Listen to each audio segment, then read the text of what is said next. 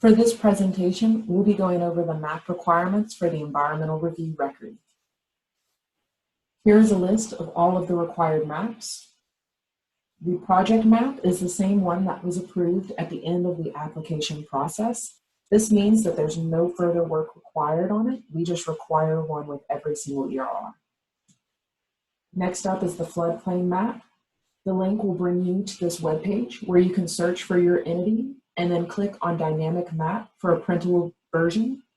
It's important to note that this map must be completed regardless of a floodplain analysis 8-step process being required. This is an example of what a flood insurance rate map will look like. If you notice the circled yellow numbers and date, those are the codes for every map and the effective date. These are the dates that need to be referenced on the statutory checklist, not the date the map was exported on your computer.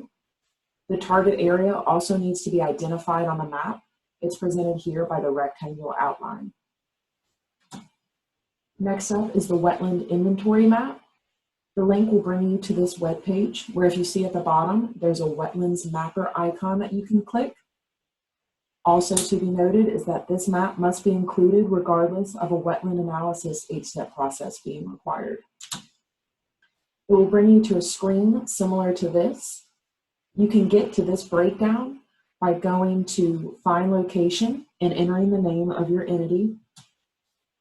To get a more easy access for a street view, you can go to Base Maps and Streets. And then also just make sure to include an outline of the project area on your zoomed in map. Next up is the coastal zone map.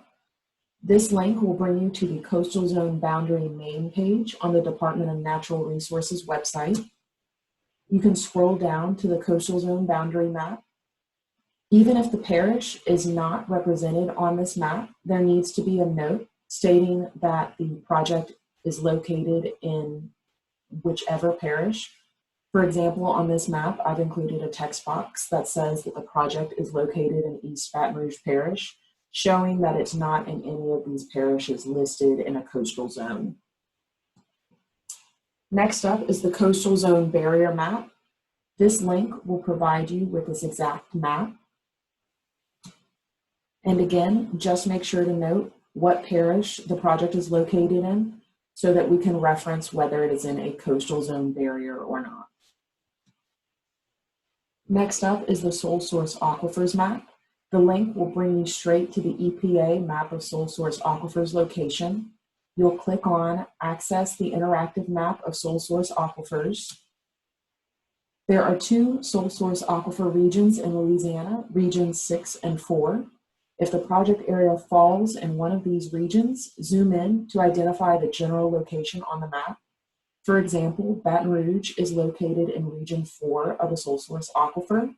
So I just pointed to the general location of where the project would be in the region 4 zoomed in section. If the project is not in a sole source aquifer, mark the general location on a zoomed out map of Louisiana as seen here.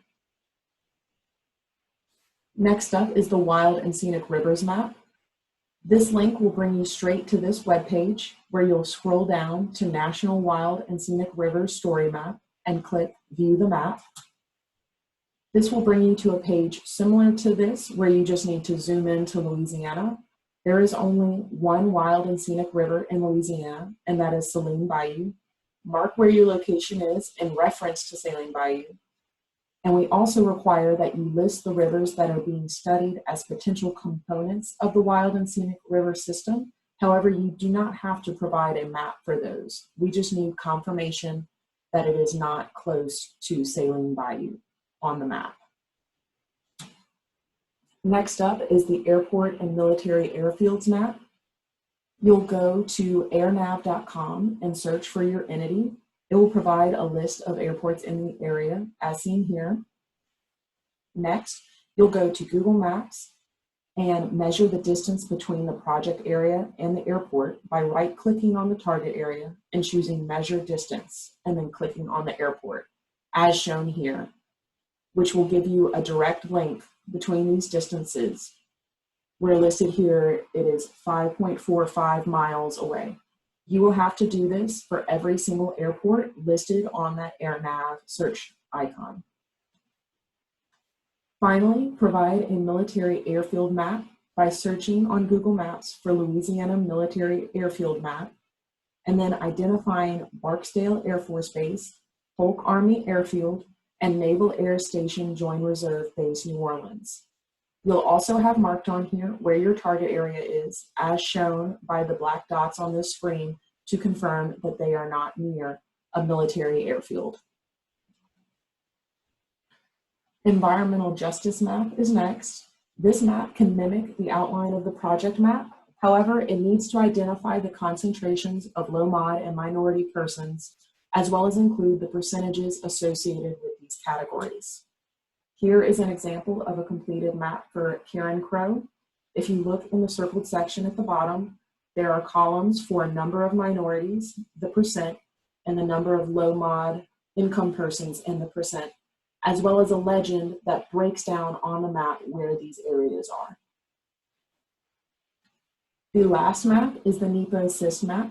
If you go to the mapping tool and enter the name of your entity in the search bar, it will pull up a similar map as provided here. You'll zoom into your target area to show any ongoing NEPA Assist reports in that area. For example, there is a pink cross on Government Street on this map where there is an ongoing NEPA Assist report.